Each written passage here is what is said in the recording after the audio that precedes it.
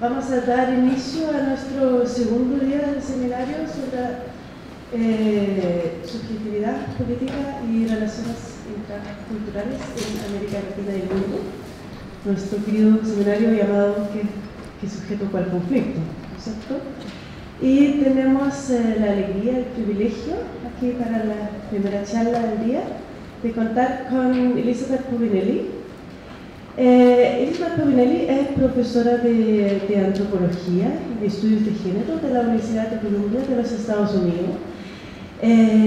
Lleva ya muchos años trabajando con comunidades aborígenes indígenas en el norte de Australia y también con comunidades que podríamos decir alternativas en el sentido amplio en los Estados Unidos. Lleva a cabo un trabajo muy interesante en relación entre etnografía de lo que ella define como otros modos de vida y también relacionando eso con lo que ella ampliamente define también como teoría crítica y teoría o filosofía europea en torno a la inmanencia. Además, tenemos un pequeño cambio en el programa, en el sentido de que basado en lo que eran nuestras conversaciones el día de hoy, Elizabeth nos ofreció tomar punto de partida en esas discusiones y nos va a ofrecer una charla muy interesante con el título Geontología. Así que vamos a dar bienvenida a Povinelli, así que adelante. Thank you. Thank you. I'm going to speak in English and try and speak slowly. And I'm hoping the decision to chuck one paper and quickly write another isn't a complete disaster. The paper I wrote for the conference focused more specifically on theories of subjectivity and politics. In particular, the question of, or the problem of the subject in theories of politics that we see in Rancé and Foucault. But as I was listening yesterday to the discussion, I thought it might be more useful for me to cut into the problem of the subject politics and intercultural / conflict in a different way. So that's what I'm going to do today, hopefully slowly. So, well, I don't see a lot of ears. Is this slow enough? Yeah. I tend to talk really fast, and so I'm gonna. So if I start speeding up, just hit me. Don't hit me. Just maybe raise your hand. Okay. I want to start with 3 figures. Whether or not we consider these 3 subjects in the end of this talk or not is an open question. Whether we understand these 3 figures to be 3 instances of life versus 3 instances of being, and what it might matter when we make that decision might also depend on where we get by the end of this talk. But I want to begin with 3 figures. And the 3 figures begin with Chipel, who is a young woman who dressed up like a boy and went hunting from one end. Let me see if I can go backwards on this thing. No, that's fine. From down the coast here, wound up at the intersection of 2 points. By that time, she had killed a wallaby, or a small kangaroo, and a bird told her that old man was coming. So she dug 2 holes to hide her breasts, and she laid down flat. Remember, she was dressed up as a boy. And the old man came up, found her, and saw the wallaby and said, you know, young boy cooked this wallaby for you and I. And Cheapel, who was dressed up as a boy, but was a girl, young girl, said, oh, no, I have a really bad stomach ache. And the old man said, it's okay, I'll wait. And he waited and waited and got frustrated and said, come on, get up and cook this wallaby for us. And the young girl who's dressed up as a boy said, you know, I have a really bad stomach ache, why don't you just take the wallaby? And so he took it and he walked away. He walked this way. Whoops, it did go that way. Okay. He walked this way down the coast. And a little bird told him, you know, that was no boy. That was a cheapel. And cheapels are very beautiful, you know, desirable. So he went back and they fought. And then they had sex. And then he kept going down the coast this way. And she stayed there. So this is Cheapel, a young girl who dressed up as a boy and is now a creek, and Cheapel, and with all the elements of the story actually stretched out around her. That's her throwing stick, these are her legs, the wallaby they fought over is down here, etc. So that's one figure. There's another, of course, crucial figure, and that's the current indigenous families who are for and from this country and know this story from their, and know not simply a story, but the practice of being here from their parents. This in particular is Gigi Lewis, whose grandmother Alonga Yerwin raised her and raised me and raised us all, understanding not the story, but what I would call the geontology of this place, the geos and ontology of this place. And her grandmother is now dead, and Gigi and other people who are for and from this place rely on Cheapel to get resources from the state vis-a-vis an imaginary of recognition. Right? But Cheapel also relies on Gigi to continue to be obligated to Cheapel's existence. Yeah? But Gigi also is in relation to another figure. And this figure is Julia Gillard, who was, for a period, Prime Minister of Australia, and was herself dependent on and in a battle with, I'm not going to show you this person, but a very, at least we can say, pugnacious mining magnate, Gina Rinehart, who believed that the Australian nation really should belong to private companies, and in particular, mining companies. So, in order to maintain her control of the state, Gillard is in some kind of relationship with Rinehart and depends on Gigi to allow some mining around here. Gigi depends on the state to recognize her rights relative to Cheapel, and Cheapel's existence demands that Gigi continue to, in some ways, keep Cheapel persisting in being. You get this? Okay. Thus, all of them are, none of these figures are in and of themselves. They have a course in a very, this would be where Meme Helena learned her diagrammatic skills. In we would say a extant relationship, using a Lacanian term.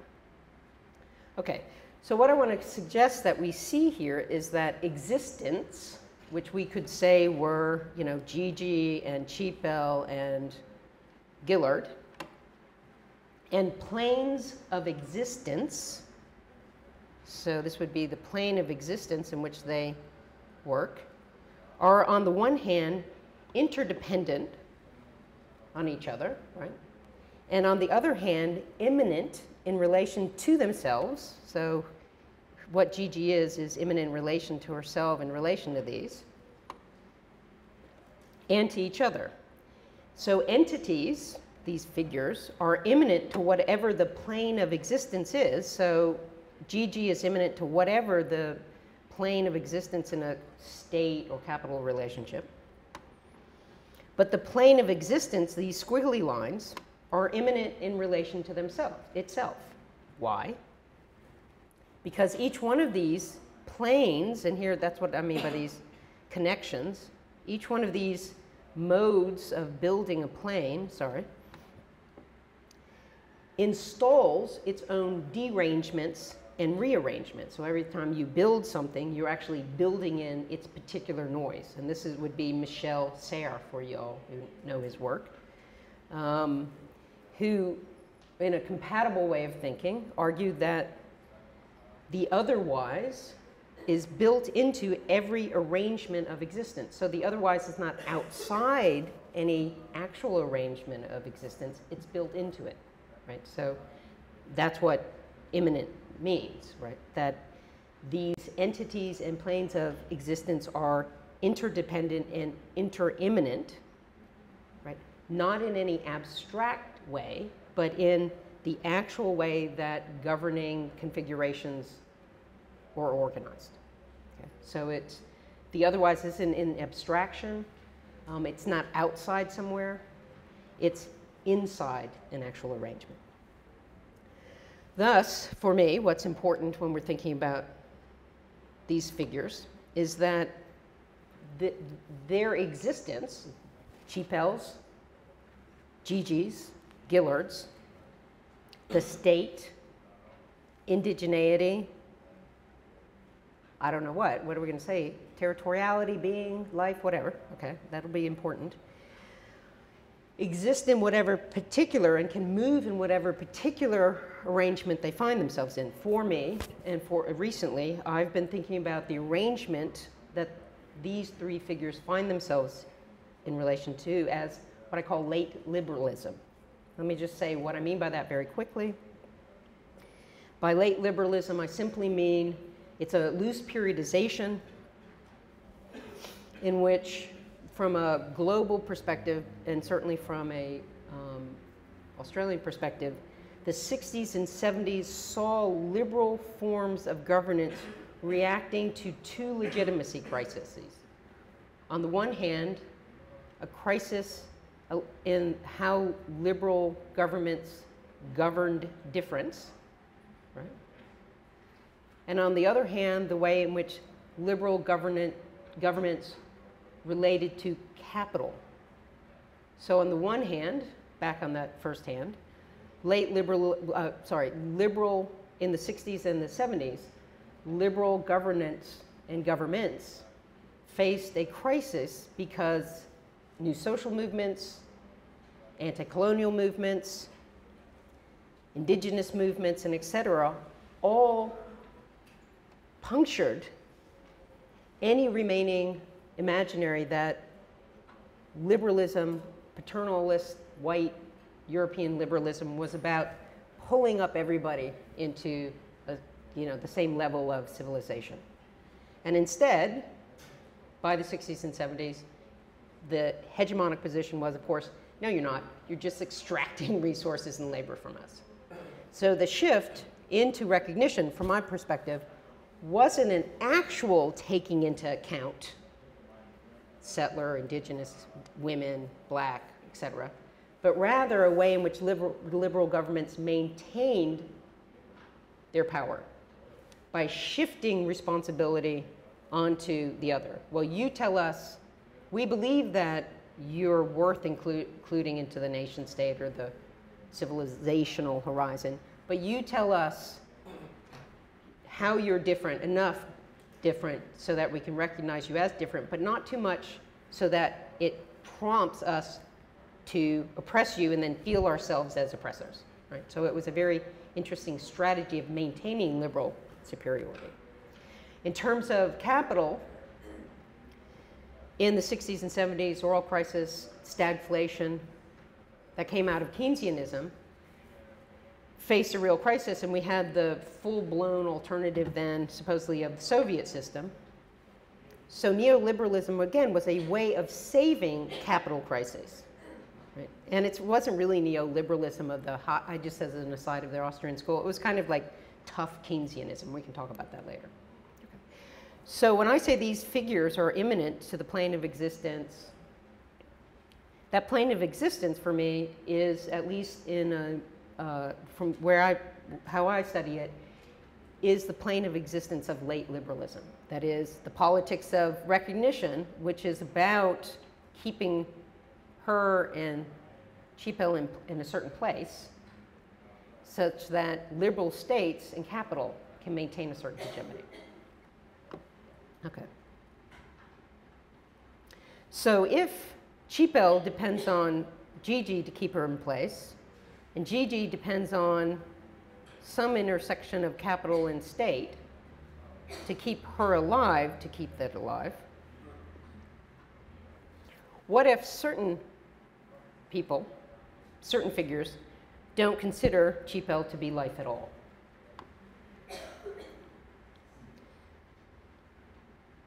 That is, entire worlds of action, capital and state, liberal capital and state, depend on Chipel perhaps being a kind of being, but not being life. And if Chipel can be an entity, maybe, or a being, but can't be life, Chipel also can't be a subject. In logos, in speech, in agency, in authorial power, in the demos, in the democratic order of liberalism. And not only doesn't Gillard or Gina Reinhardt, who's over here, capital and state, believe or act on the belief that Chipel is life, Gigi herself and her kids in this contemporary figuration have to decide whether they not simply believe but act on the belief that this creek is life, right? And in particular, even younger kids have to decide what they will come to be, what kind of existence they will be if they believe and interact with people who don't believe that this is life, a form of life, equivalent to the kind of life sitting here, right? And it's a real struggle. It's like, will I become a primitive, or, right, in the minds of not simply the state, but my friends who I interact with all the time?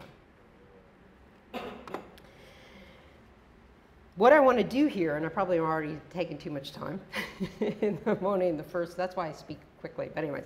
What I want to do here is neither describe the indigenous system, nor do I want to do a history of ideas around being and life.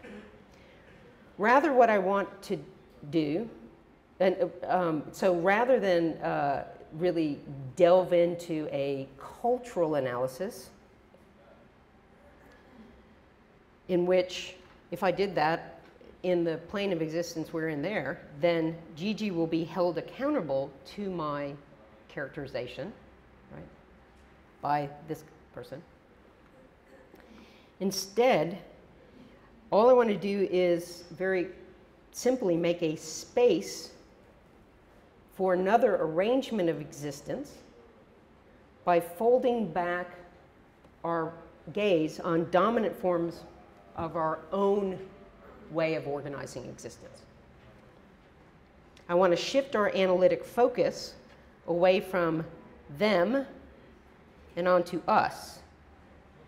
But this way I focus on us is motivated by our, and I'm in here too, our, their, co-emergent understandings of the condition of the plane they live in. Do you see? Hopefully you see that. So I want to focus here, but the way I focus the tools I use, the questions I ask are coming from here, even as I purposely leave this a slightly blank box so that the plane of existence doesn't shift its focus back on them as a governing strategy. And that has been my tactic for a while, okay?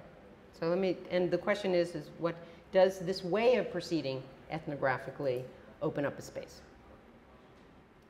Okay, so what I'm going to do is first walk through some of the interesting reconsiderations of being, life, and normativity that emerged in the last 40 years.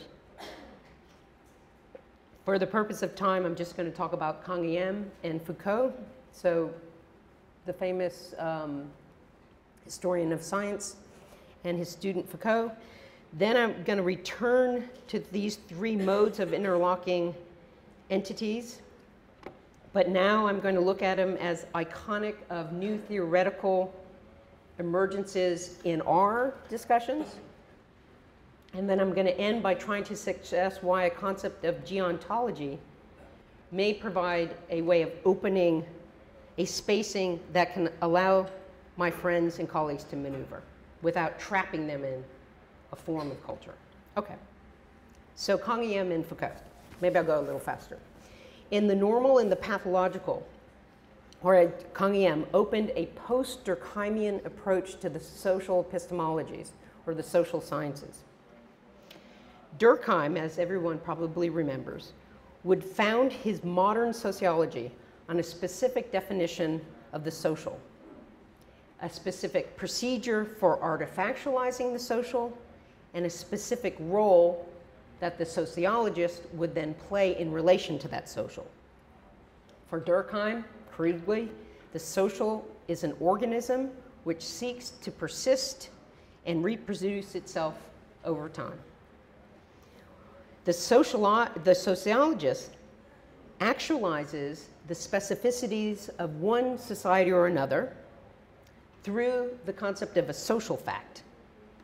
The social fact defined as that which is general, abstract, and coercive, which is separate from and yet determining the individual in a society. The sociologist creates both social relativity, that is, every organism is slightly different in its arrangements, and any arrangement that keeps an organism alive and allows it to reproduce is normal. And the sociologist adjudicates which social facts contribute to the health of that particular social body and organism and which don't. So the sociologist's function is adjudication. Canguilhem is, of course, and we see most of this, as you guys again know, in Durkheim's Rules for Sociological Method, and especially in a chapter called The Normal and the Pathological. Canguilhem, who's a professor in Collège de France, is of course citing Durkheim's chapter in his Normal and Pathological essays.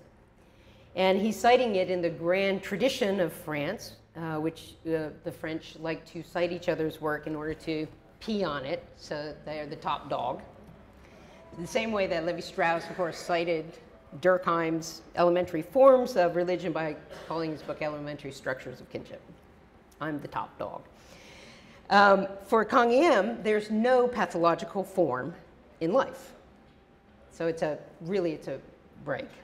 If there is life, there is a norm. That's what life is normally.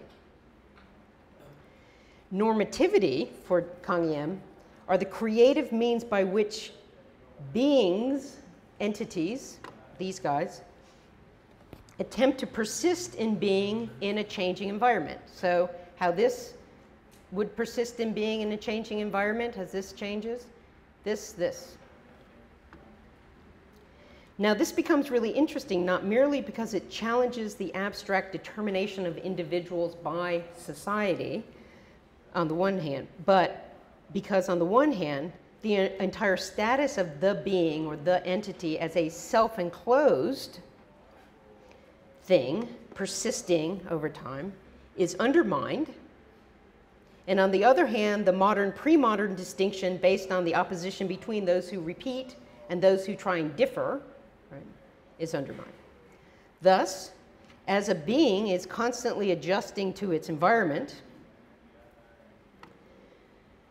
it absorbs into itself that environment and extrudes new forms, its new form back into the environment. So as Gigi attempts to try and keep this alive through the shifting relations of capital and state, she absorbs those environments into her and back into the environment and back again, right? Or if, as climate change happens and pollution happens, it's literally absorbed, goes back in. So there isn't a being, entity, but rather this constant recreation of entities as they're constantly adjusting in order to try and persist in being. Right. And it's exactly that absorption extrusion process that means that there's no distinction between modern and pre-modern. All entities are doing this. We just characterize one form of absorption and extrusion as traditional and the other one as modern. Okay. Now, but even as Kangyam disturbs a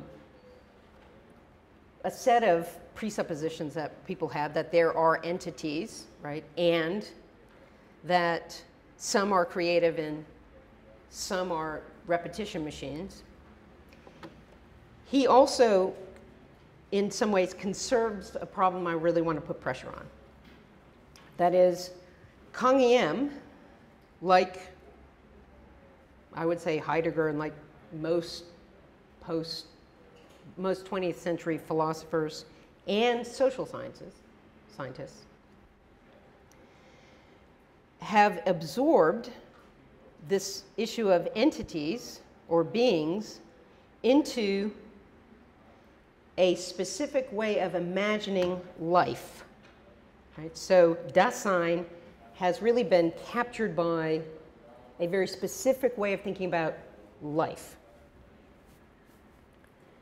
And that specific way of thinking about life, for me, consists of the fact of this idea that life and non-life are distinguished by life being that which is born, grows, has the ability to reproduce itself, and can die. And non-life is that which does not have that capacity. And we see this not simply as a philosophical position, but in the natural sciences, geochemistry, biochemistry are separated by this fundamental idea that there are things that are born, grow, reproduce, and die, right? And those that can't. And so this fundamental division makes scientists think really hard about under what conditions did life become possible. Right? We also see it in critical theory. So even my good colleague Judy Butler's understanding of precarity depends on the worry about a particular way of dying. Well, is Chipel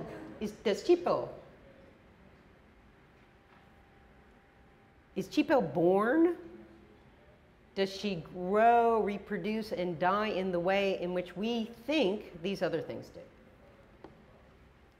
And do we then treat these things differently based on this distinction? And indeed, I think we do to our, and this treatment imposes a logic onto the world that is a logic of governing or a logic of power.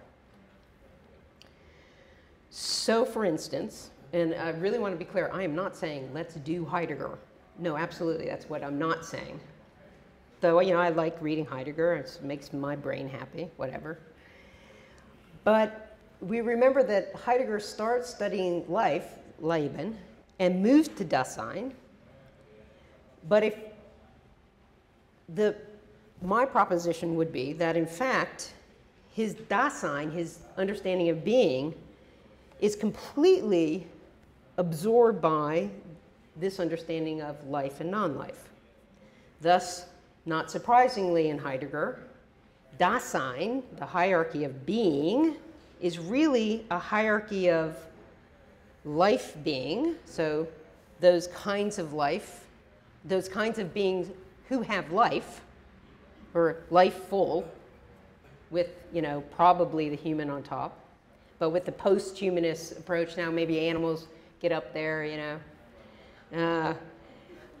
Well, yeah. So first, we're just, you know, great apes like other things, and, you know, it goes on and on. But it's still life-full being, and then non-life, which is a break. And they're out of it. They're out of Dasein completely.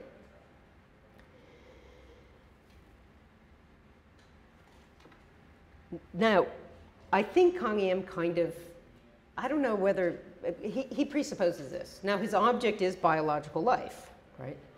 But because Kang is interested in persistence, this kind of Spinozian concept of persistence, he takes Spinoza's understanding of that which persists as if it was life, right?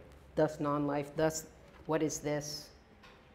And this hierarchy, I would say this hierarchy is not in thought, it's in capital, it's in the state, right? It's not in our heads.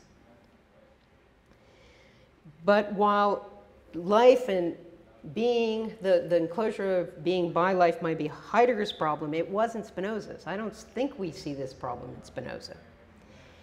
And not only that, but it's Foucault's problematic, this division of life and being, especially as Foucault turns back to his teacher Kang in the latter part of his writing and lecturing. And here, of course, we can remember that in his latter writing and lecturing, Foucault is interested in particular in moving Kang understanding of biological life, normativity, and norms into his critical approach to biopower as a form of governing, of the modern form of governing. So now we have bios as explicitly about life, conserving that division between life and non-life, coming into our critical theory, our most critical of critical theory, not most critical, but a lot of people are like, you know, the edge of critical theory where it's critical. And indeed, he takes two directions when Foucault absorbs Kang life interest into Foucault's interest in governance. The two directions or tactic he takes is, on the one hand, and this is history of sexuality, to think about what are the figures of power, figures and strategies of power. Right? Now, his figures and strategies of power in history of sexuality are not these three. They're, as you know, the hysterical woman, the masturbating child, the Malthusian couple, and the perverse adult. And he cared about these figures of bios power because he thought that these figures and the strategies of governing them were crucial to modern formations of power. So he wasn't interested in sexuality and gender or masturbating kids in general. He just thought they are the figures and strategies of how power works in the modern. So on the one hand, he looked at the figures of power. On the other hand, he was quite interested in what he would call the insurrections of knowledge, right? And so this is in the first of his famous biopolitical lectures at Collège de France, Society Must Be Defended. Foucault says, you know, people say, how did you write this? How did you write that? You know, what motivated you? And I, Foucault, in my humble way, say it's because my knowledge is an insurrectional method. And you think, you're such a whatever. But then he pauses and he says, but I'm just in a stream of insurrectional knowledges. That is, it's not about Foucault, me. It's about this strange new, what he called the immense and proliferating criticizability of things, institutions, practices, and discourses. that have been buried by, quote, functional coherence and formal systemizations that either make other ways of other, I would say, planes of existences that artifactualize existence, explicitly disqualified as either not conceptual enough, incoherent, or naive from the perspective of scientific knowledge. So that's what he's saying. But what if we said, and if I had had time, I would have put the 4 figures of sexuality up so that we could toggle back and forth. Because when we reach this moment in critical theory in which now Dasein had been absorbed by life, and now life has absorbed our critical thought, biopower.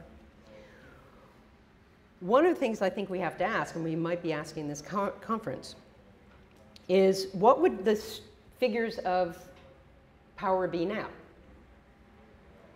And how would they challenge this slippage between entities, maybe planes of existence, and life, i.e. the hierarchy of life? What is life? How do we understand it? And it's at this point that I would suggest that we are no longer in a biopolitics, although we probably were in one. But we are, in fact, in a geopolitics, but not of the political science point of view. Rather, we're in something monstrous, more monstrous, which I call geontology. That is, a geopolitics that pivots on a geontology. The pressing question now is how we will live with other entities we refuse to see as having life in the way we define life. And I'm happy to talk about who we are. So, not just in a post-human point of view, but in a post-ontology point of view. So I'm also not arguing for the new ontological term. Indeed, I really want us to, and myself, to understand how monstrous a concept geontology is, geo-ontology is. Geos is non-life. We are predicating ontology, being, with a little morpheme, geos, that in our, and again, I'm happy to say why I say our, savoirs, something that says being, but non-life being. This cramming together of non-life and being has no space, either in the way in which capital works, state works, and the particular way in which lands are co-constituted in relation to various kinds of entities. I won't even say land. Various kinds of entities are co-constituted. But this geontology can't get into science. Where would it go in the division between geo and biochemistry? Where would it go in the divisions of life and non-life, of finitude, of precarity, etc.? And here, let me then slowly move toward the end. Oh, so sorry. Oh, look at that. That is this great, I wish I had drawn this. This is a beautiful diagram. That's someone diagramming planes of existence and existence. I just love that. You see how it's all immanent? Okay, cool. This is a little, like, these things up here seem a little popping out of the field, but whatever. Yeah. So here I want to do what I said I'd do in the beginning, which is go back to the three forms of existence. Sorry, the 3 figures who are maybe existence, but in this new way of thinking about it. And I want to suggest that actually the reason we want to think geontology is not because it's a groovy new concept, but because it is the concept that is being forced upon us to think at the edge of, maybe it's climate change, at the edge of the exhaustion by the exhaustion of other entities by the human entity as we just gobble up everything.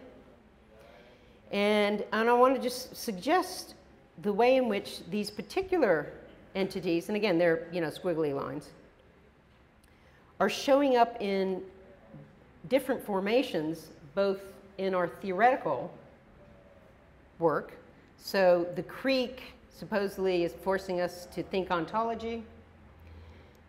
Gigi and Longa is thinking animism or sometimes vitalism, sometimes totemism. So these are theoretical, these are new groovy theoretical domains. Ontology, animism, vitalism, narco-capitalism, sometimes multitude, right? These are groovy hip. Well, what's the relationship between this particular figure and these more global figures?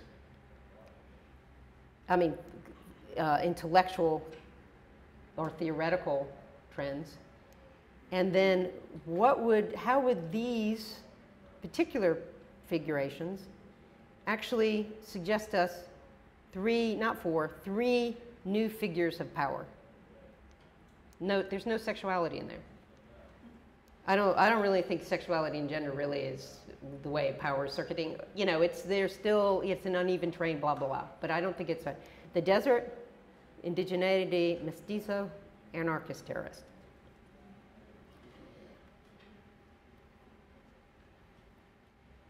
On the one hand, I think these figures are the figures and strategies through which Gillard and Reinhardt, they're up here still, are maintaining their power the same way the masturbating child, they weren't the masturbating child, hysterical person, hysterical woman, hello, hysterical woman, perverse adult, hello. I got a lot of them. And, well, I don't have the Malthusian couple, okay. Oh, I know. They weren't the site of subjugated knowledge. They were the means through which power was operating and conserving a form, right? Just important to remember that. I think sometimes we forget this. These figures are not necessarily the subjugated knowledges, though I'm going to suggest they could be. But right now, they're the means by which capital and state maintain power. That's what's so interesting about them. That is, on the one hand, these are stipulative. They force us to create the theoretical trends that will be their compatriots, and then they stipulate how these actual figures will appear in discourse and imaginary. But they're also diagnostic, and this is where these can flip into perhaps forms of subjugated knowledge, but not as figures, rather as spacings. And that's where I'm going to conclude. What do I mean they could be diagnostic? How does this have to do with geontology and beings and entities? The possibility of these figures who create and maintain these savoirs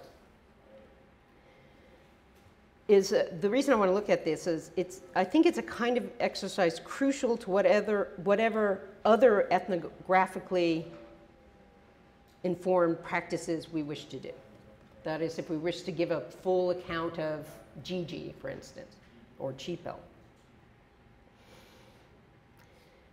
The reason is that the emergence of these theoretical and these social figures suggests both the form that power is taking now to conserve itself and the possible otherwises that these figures and these thoughts suggest or are building into the world. These figures, especially I'm going to look at the desert, are making, if we can hear it, making a demand on us that non-life, geos, cross ontology, being. But this crossing is merely an opening. And what I mean by that is the crossing, that is, if this non-life is still a I'm not even sure how we're going to make entities be if we can't enclose them with this technology of life. That's part of the problem. I'm happy to talk about what I mean by that. It nevertheless creates a certain kind of negation. Geontology says beings that are not life. That is, that beings that we can't make conform to life, we can't make them enclose themselves by this reflexive finitude birth thing. Lift them out.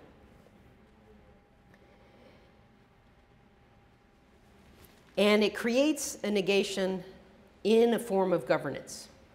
However we're going to govern, we're going to have to do it so that this geontology has a claim on being, has a claim on, equal claim on all of our claims to persist in being, but it's not life. Let's take the desert as an ending. I think that's Mars.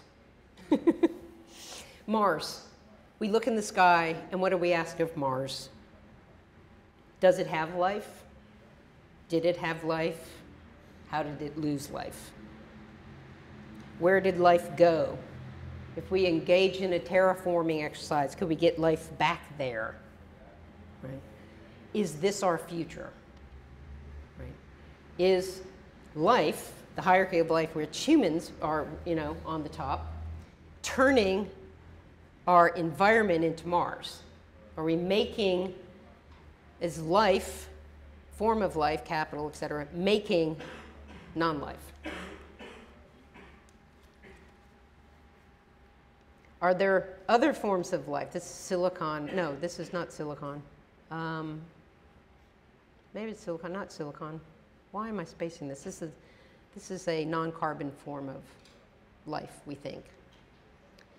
And of course, when we get really reflexive about it, it's like, here's where, sorry, this should have gone. We're making Mars.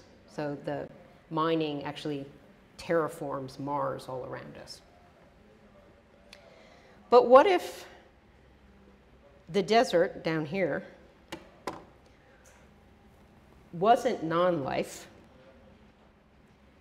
being made by life in particular forms, say capital extraction? What if these are just two different forms of existence, or two existents turning away from each other?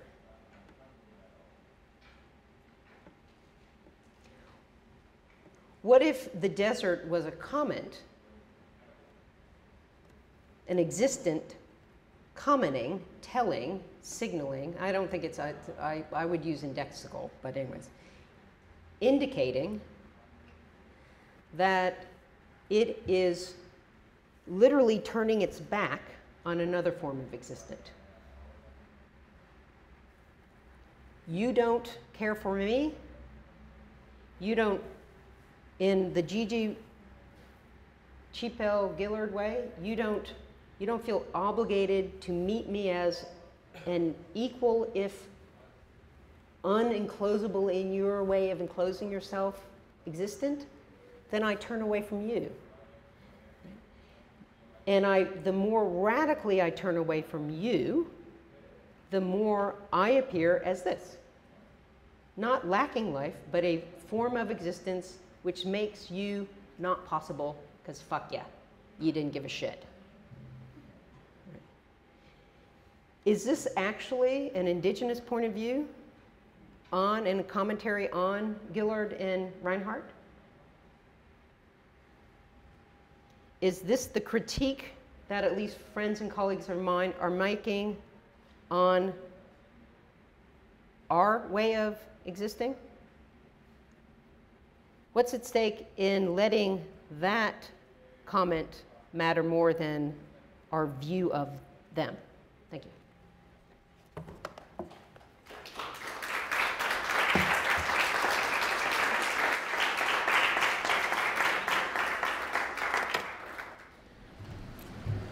Muchas gracias, Elizabeth, por estas palabras. Se me ha pedido que haga un comentario y que con eso introduzca la discusión. La verdad es que voy a tratar de decir lo menos posible porque es algo que me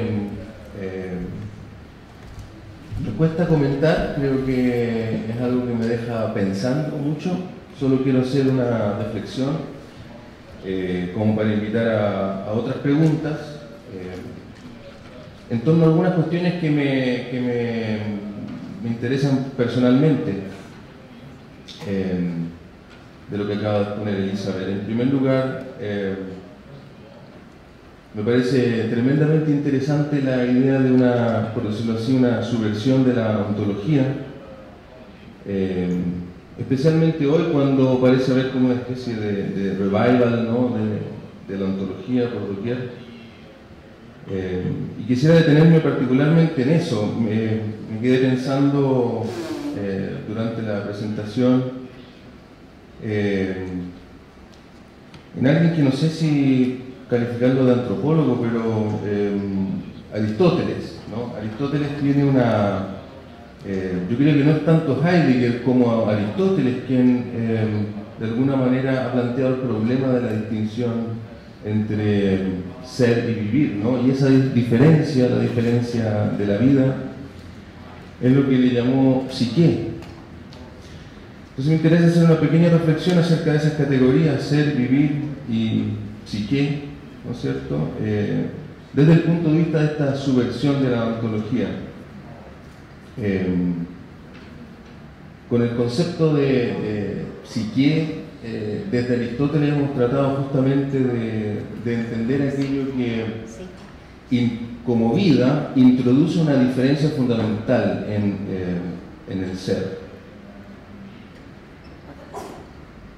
De ahí que nuestra pregunta fundamental en torno a nuestra propia vida, digamos, y desde ese punto de vista acerca del ser, tiene que ver con la diferencia que introducimos como sujetos, como pensantes, como hablantes en un mundo que, si no fuese por esa intervención de la palabra, de psique y de logos, no tuviese ese mundo, ese ser, vida, ¿no?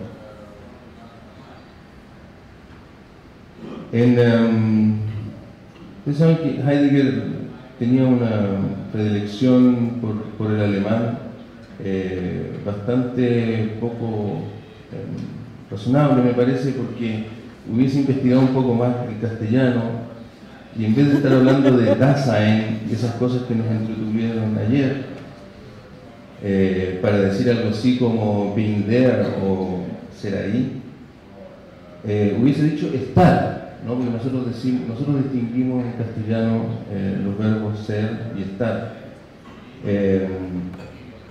Me interesa esa cuestión del estar precisamente porque, en primer lugar, tiene que ver con el espacio, pero por sobre todo tiene que ver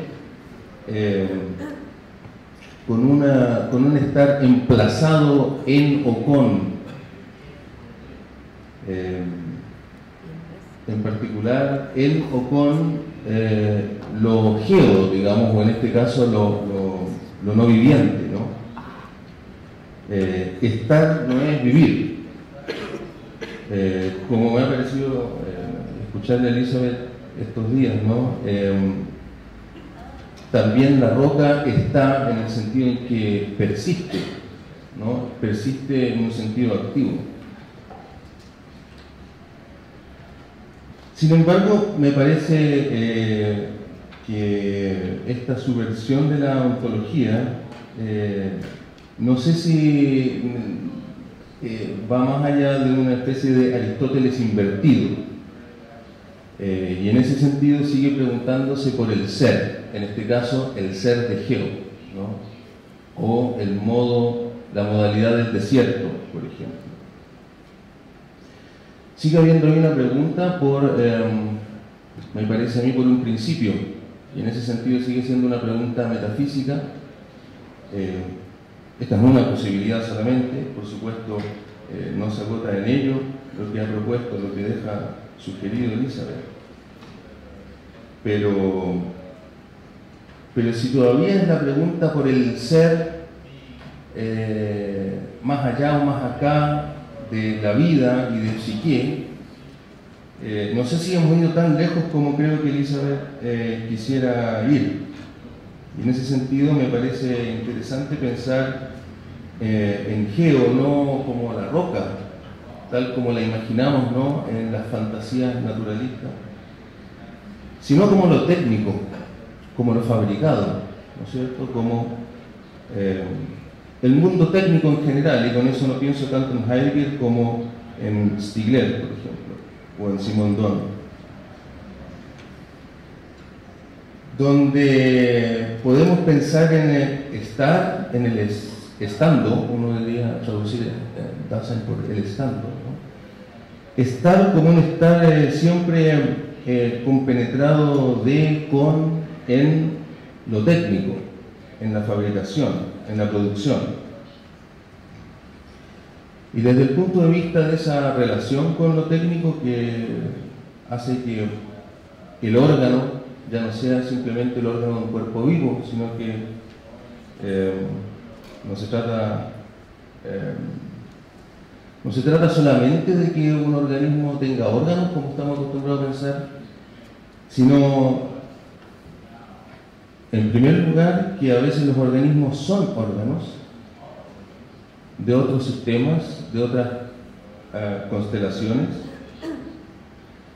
Y por otro lado, en segundo lugar, la misma noción de órgano, de alguna manera viene a producir un efecto en lo que podemos llamar psique y logos. Entonces ya no es tanto preguntarse por la diferencia que le hace la palabra o la vida al mundo o al ser, sino que yo preguntaría cuál es justamente la operación, la inflexión, la diferencia, la apertura que introduce lo técnico, lo no vivo como lo técnico, no lo no vivo como lo no sé, inorgánico, sino justamente lo orgánico no vivo que nos constituye.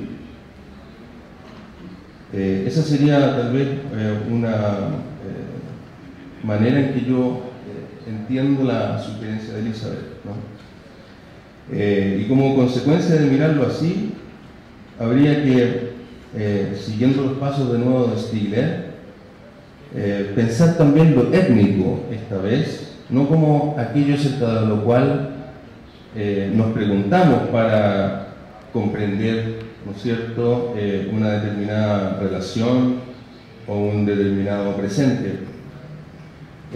Lo étnico no como una esencia, sino todo lo contrario, como una proyección.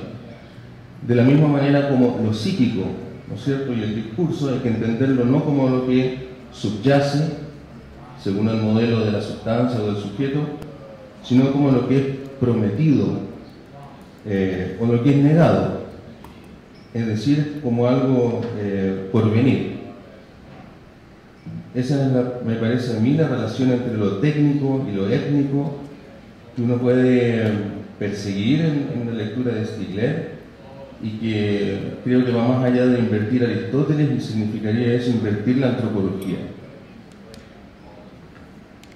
Lo dejo ahí, prefiero la verdad abrir una discusión más amplia.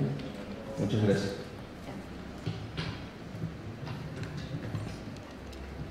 Well, you should clap after that. That's bravo.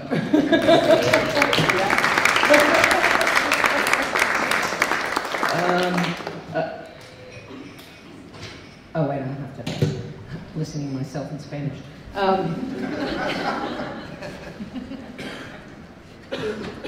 That was beautiful. I mean, I don't know what to say other than yes, that's.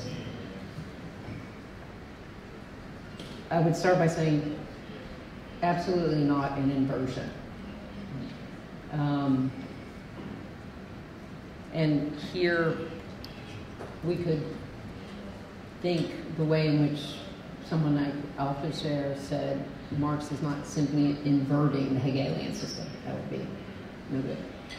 and also the way in which it would be really wrong to read someone like Bakhtin simply inverting the relationship between parole and long when Bakhtin says we have to, and Voloshinov, try and put the utterance at the center of our language analysis. And that's why I actually like you going back to Aristotle, because, yeah. You know, it's absolutely right, and in the paper that I wrote for the conference, indeed, in some ways explores how this idea of the speaking subject centers our understanding of the subject of politics and what's at stake there. So I kind of moved from that opening back into geontology. But it is indeed Aristotle that begins the what kind of difference is the man, and on what basis will that difference be grounded. And Aristotle does so by pulling out of what you call technical arrangements, which is, I'm happy to call them technical arrangements or arrangements of existence, which artifactualizes or projects not what's deep in here, but what's operating at the level or plane of that arrangement, right? So it's not, well, finding the real essence and pulling it up. It's projecting. It comes back to what you were talking about yesterday, which is the to come. So it creates this otherwise, which is the potential to come, but can only, and here I'd say, be if there's a new arrangement. And I agree that it's both a technical and an ethical one. I also just would like to underline something that you said, because this is what I want us to think about. That is, it's not a rock that's there, that pre-exists in either a natural science or a transcendental attempt to find the essence of things, right? And thus, this thing, that thing, did I get the right thing? Did I confuse the thing for the qualities of the thing, etc.? The rock is indeed artifactualized out of these, what you're calling technical process, technical arrangements. I call it planes of existence. So we can't go back to real nature, we can't go back to the real essence, we can't go back. We can, like my colleagues in Australia, must work in the arrangement that are given. And that's both the political and the ethical and the technical tied together. Which is especially true when we acknowledge that these organs are in, the way you put it, one's organs can sometimes be the organs in another system. So Gigi is an organ in state and capital, state and capital. Its organs are in that.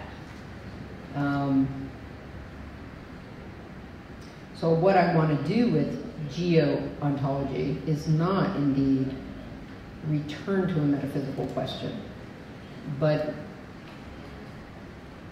make a spacing by saying it's not possible to have metaphysics in the way we've done it by putting these two together.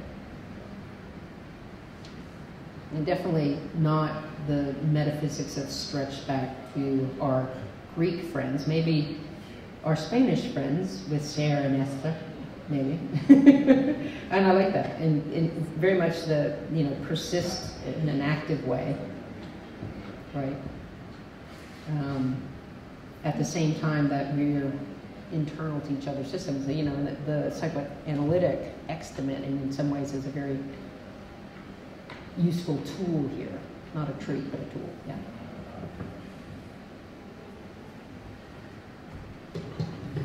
Ok, muchas gracias. Lo que vamos a hacer ahora es abrir a preguntas. Les quiero pedir, por favor, que traten de ser concisos para que tenemos tiempo para seguramente todos los que están. Chamas y después Piero.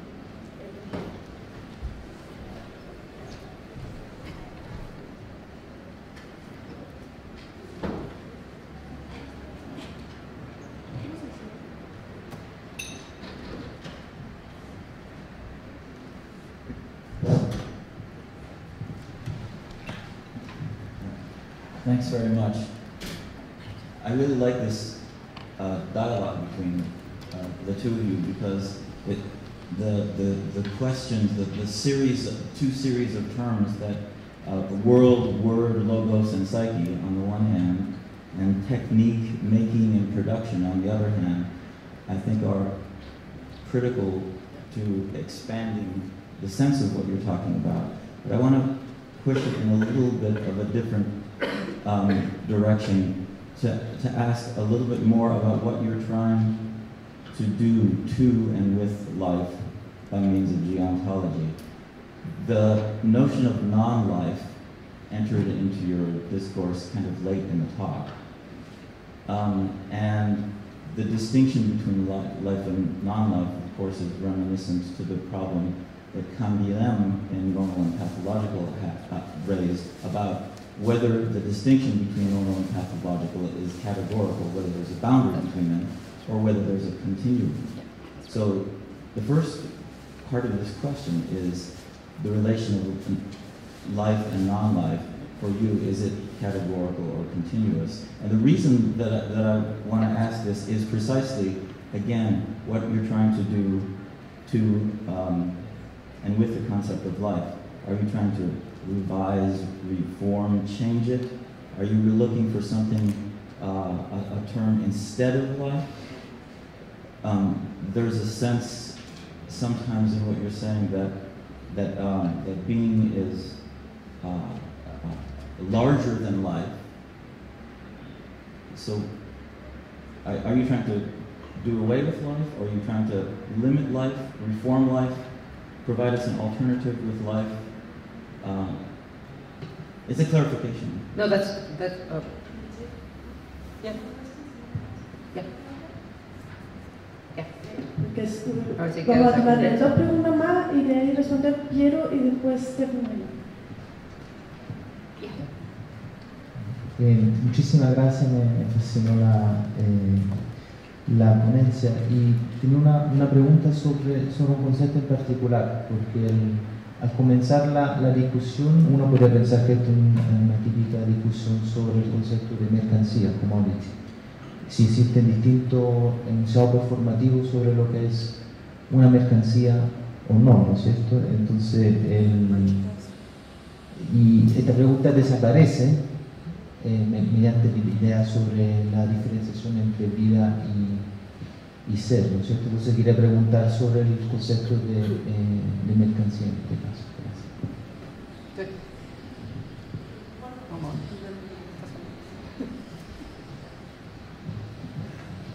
Hard to contain yourself. Oh. Thank you also for the comments. I thought they were really great. I mean, this image of death that you leave us at the end here with this scarred earth. But I was thinking about something. I mean, like throughout this thing, you seem to be talking about that all this deontology ends up in something like this. That there is sort of like a future of death, of Mars behind. Okay, you can comment on that.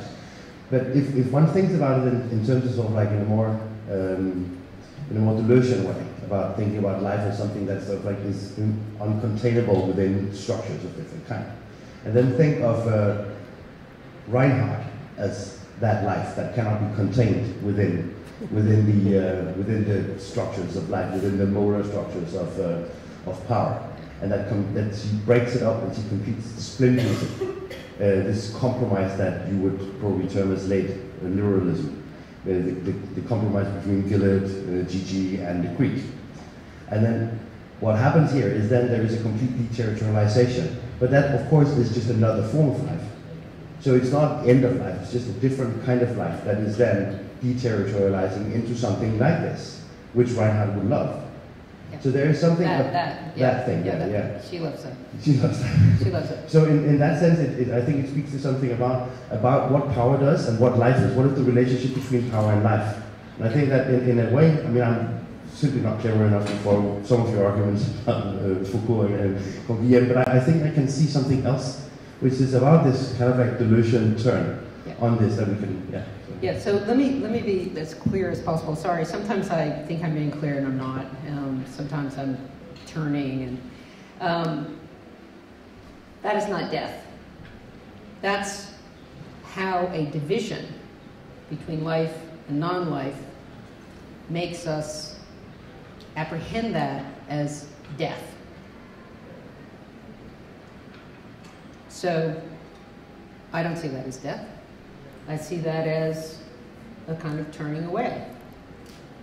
And the more it turns away, the more we will be localized. This kind will be localized. And perhaps then other kinds of entities could emerge there.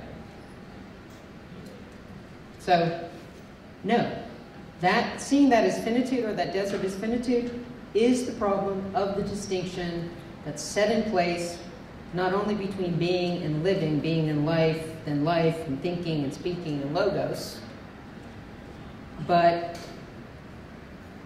as we say being and living, we really took being and made it being as that which includes living and non-living, and then we created a distinction and sort at the time. So categorical? No. Well, how could it be categorical? It's this division, as if, and here's my deep background on Foucault. This division is a division that emerges at a certain technical organization. It doesn't exist in some essences. That is, the more science becomes extraordinarily good at understanding how in a geochemistry certain kinds of molecules or carbon structures were able to become self-reflexive, that's what allowed life to pop out. That is a technical arrangement that creates questions, practices, actions that then shape how it is that we politically and ethically treat various, and now I don't know what to call it. You're right, am I returning to being as a superordinate category? No, I would like to have some other, not simply vocabulary, but mode of apprehending an action. The reason I turn back onto being in life and non-life is because I think this technical arrangement is dispersed across major activities or technical fields such that it dominates how we approach, treat, and act in the world that we're making. Right? So when I say the sciences divide, the philosophy divides, that's not meaning you see, we all agree there's life and non-life. It's to say, oh, this is a real problem. There's not a space we can go in which this division is not dividing. And that dividing is not creating the kinds of existence and their practices, ethical and political, that form our world. How do we make a space for it? I don't, it's not being, that's of course, being is usually, but, being as a plane of existence is fine with me. So is that helping be a little clearer? I am not thinking there's any categorical difference. I'm not interested in the division other than to note that it divides and that there are ethical and political results of that division. The division is productive. Yeah, the division, that's what I mean. The division is productive. Thus, exactly the issue of commodity, merchandise, commodity, is exactly on the table. Because I don't think you can act in capital if we open this problematic.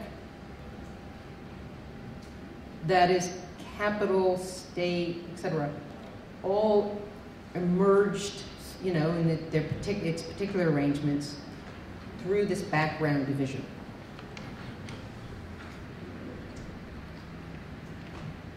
I think is that a little clearer? Yo tengo dos personas logradas en un momento. Y Cristóbal, lo teníamos aquí, Sergio y eventualmente yo misma. No me puedo restar. I would also like to talk about the way in which this as ethnography might be apprehended. Yeah. Okay, just to put mine. Hi, I have a question regarding planes of existence, and specifically kind of how it's distinct from the concept of a rhizome. And I was kind of thinking it's very funny because I think of rhizome, kind of relations, rhizomatic relations, bamboo, kind of, in quotes, like life forms, kind of understanding how we're this kind of, not really necessarily interconnection, but this ways of relating to each other, using the term rhizome. So my question is, how is that different from planes of existence? What does planes of existence really offer us as an alternative to think of how we relate to each other? Thank you.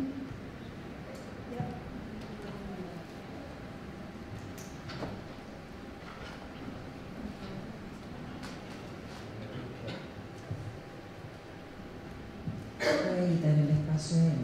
Bueno. Es que dice que no tiene clara la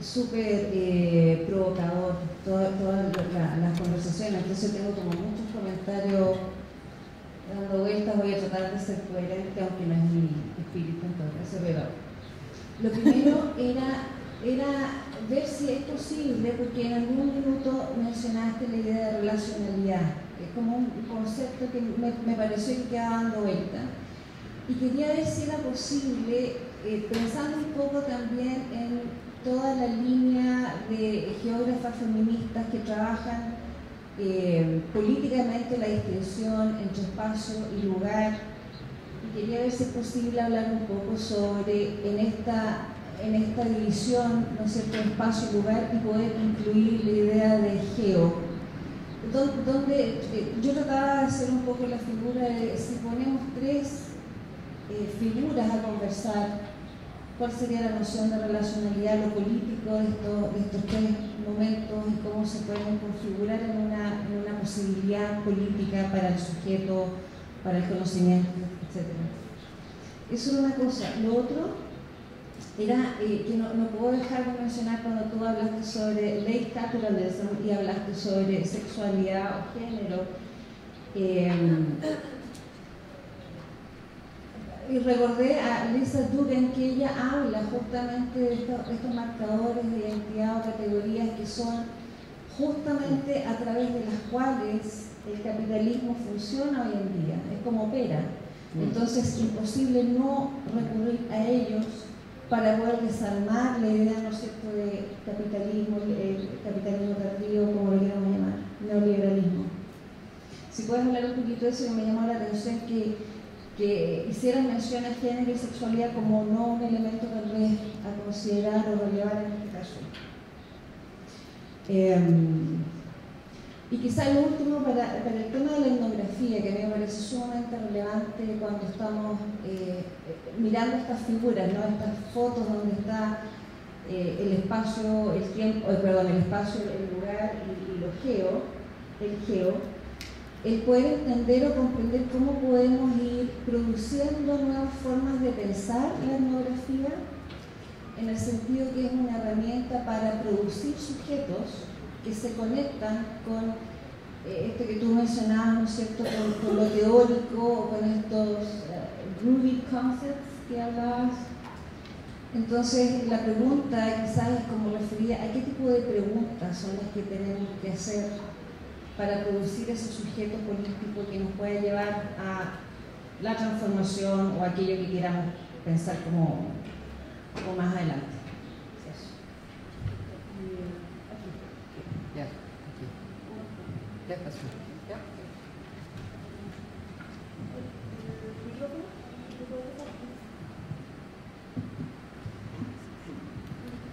Thank you very much for the talk, Elizabeth. And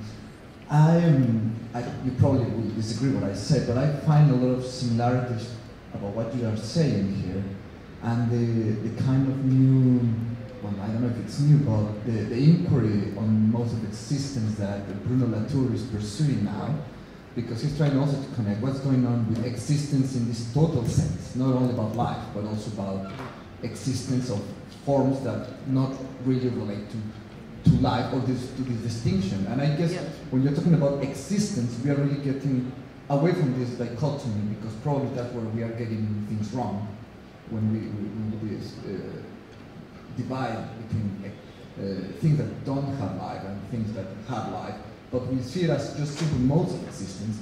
We are back into the issue of how to connect all this rhythm that involves. So that's interesting. Another thing is reminding me that more philosophically is the same question that another Latour's friend, Graham Harman, makes about Heidegger and the kind of new ontology of tools and objects. Right. How to connect these inquiries. The point is, like, they have come up with some kind of, they call it speculative realism. Yeah, the speculative realism. Exactly. So I don't think that your inquiry is going to this kind of neo-realism, but more to how to bring this down to ethnography and how to make it an inquiry into existence. I think I don't find it too far away from what Latour is trying to do. Okay, so I can actually cluster then the first and the last, because the first question was, what isn't planes of existence simply Deleuzian rhizome? And the last question, isn't planes of existence simply modes of existence, which is a Latourian concept. So I would just say, why use these this phrasing? That is what theoretical backgrounds are animating it. And then I might press a little more on what's the distinction with Latour for a second. And then I'll come back to the questions that you asked.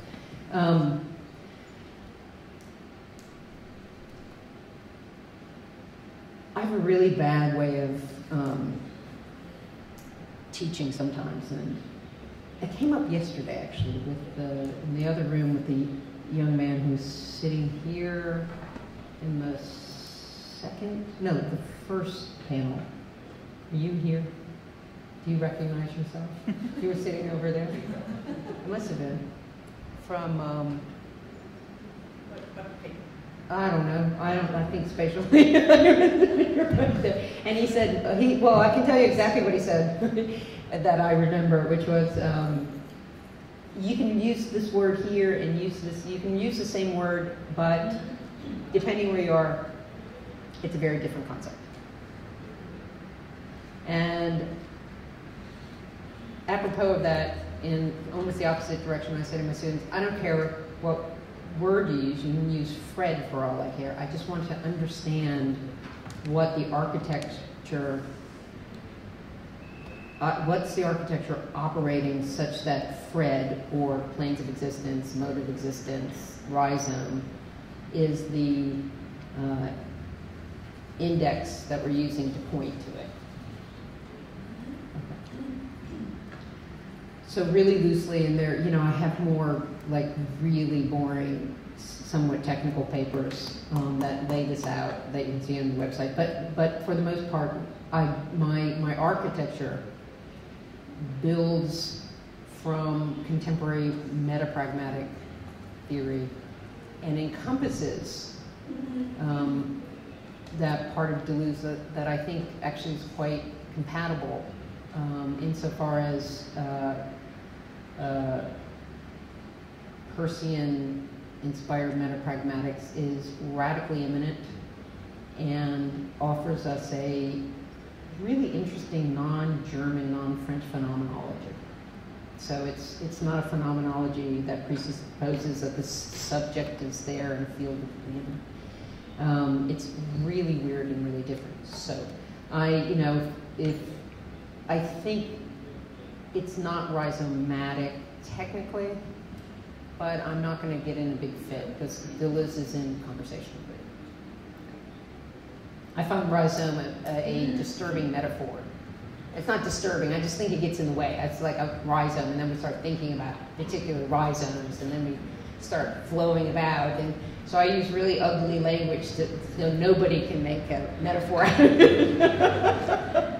So far it's really worked, which means I'm not very insightful. Now, modes of existence in Latour may be a little different. It may be the case that his structuralism pops back up in a way that separates us. So his new project to figure out how many modes of existences there are there, I think I was quipping last night, I think there's 17 now. Has this really weird, on the one hand it should be so compatible, on the other hand it really has this kind of inertness to it that becomes really important because of his and Stanger's concept of a diplomat, which should matter to those of us in the room who might be anthropologists. That is, both Latour and Stangers are arguing that there are the real sciences, which can create environments that can really artificially contain phenomena, such that they can state whether X happened or Y happened. Right? Now it's artificial, and the natural sciences say, especially the mathematical sciences say, it's art, or like physics, etc. say. The problem is that how do you get from this very contained environment to, so you can say something that happened here, but you've technically manufactured that environment. And somehow you have to leap from that technically manufactured environment to a claim about the world, which is not technically manufactured. But Stangers and Latour say, no, that's science. Anthropology, we're not scientists. Our role is and they've come up with this idea, we're diplomats. And as diplomats, we shuttle back and forth between these modes of existence. 10, 4, it's like string theory. Are there 2 or are there a billion, right? And we are supposed to be shuttling back and forth. And one of the arguments I have with Latour is that the diplomat retroactively creates a state formation that the other state can act in. You know, think Pierre Castro 101, right? No state formation that I or anyone else can be the diplomat in relation to. And I think the idea of a diplomat is symptomatic of something wrong with his modes of existence. Or at least, if not something wrong, why it is not compatible with something that Deleuze may be more compatible with. The irrationality, I use rationality, irrationality, I'm more of a, like, the building builds otherwise, and the otherwise is always going to appear as, and I think you're remembering when I was quoting Foucault, as incoherent, irrational, and etc., because it's an imminent deformation or derangement and arrangement that doesn't have the context for intelligibility. And I just don't use rationality, irrationality, because a lot of stuff gets pulled in there. But I think that's really right. What you're looking at is that at this particular moment of the derangement or rearrangement, or re-territorialization, if that's fine. That thing which is imminent in but immanent seems deranged. Right? And so again, later Foucault, when he gets to governance of self and other and hermeneutics, is very interested in not performativity, but the way in which speaking imminently is like saying, shoot me. Hello, I'm a monster. Shoot me. And as for Deleuze was, the one that has a technical apparatus behind it, but argued that that the otherwise, the true, imminent otherwise,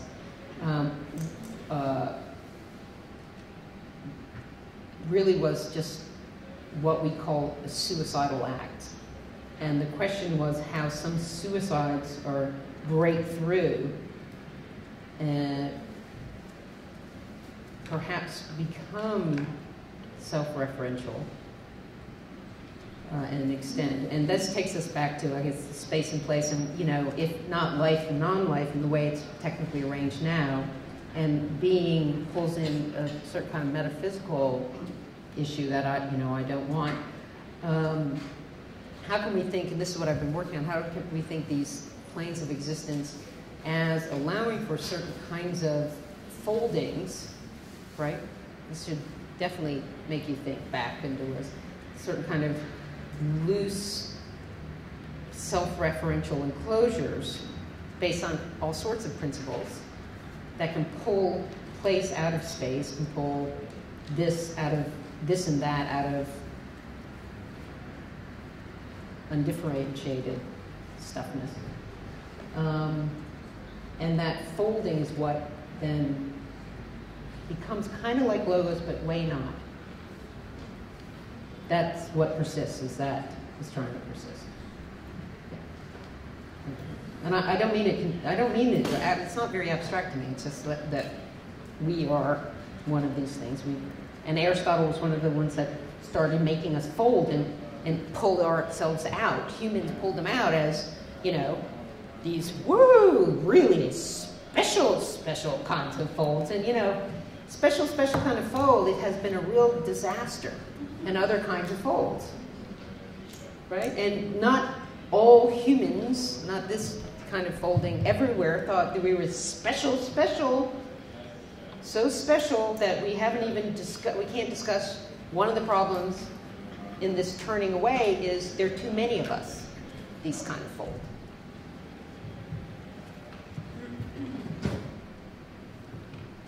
Fanny? Thank you guys, you're lovely.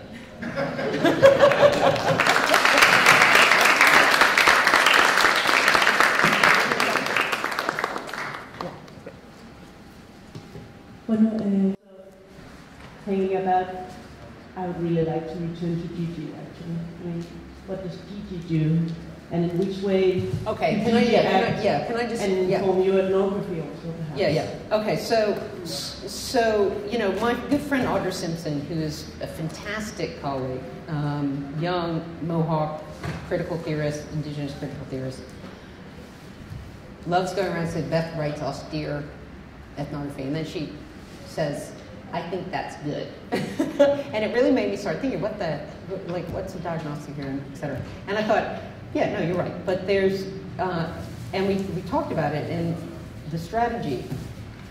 It's not in the abstract that I put on the table the fact that, no, I live and dwell there in the complicated arrangements we find ourselves.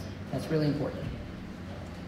It's not in the abstract that I say, I want to turn our attention over here, but I'm telling you, the way I turn is not in my head, but in this world over here. Okay, so this is not Beth turning. This is this field of embedded obligation and critical reflection that's going on where I am. Rather, it's because the arrangements of existence that we find ourselves in differently means that when we turn back on Gigi, there is absolutely no way that turn back and giving and I did give some accounts so you kind of know what's going on. but not a full account, because if I do, that becomes the account by which their lives are measured, because we exist in a specific arrangement, which is called late liberalism, which ties together a form of recognition, which is a form of governance over, and forms of inspection coming out of capital. So for me, it's a very specific tactic to say, this is not the indigenous speaking. This is a conversation emerging, though, in a very specific world that will ask questions whose intention is to disrupt the way in which those worlds are governed.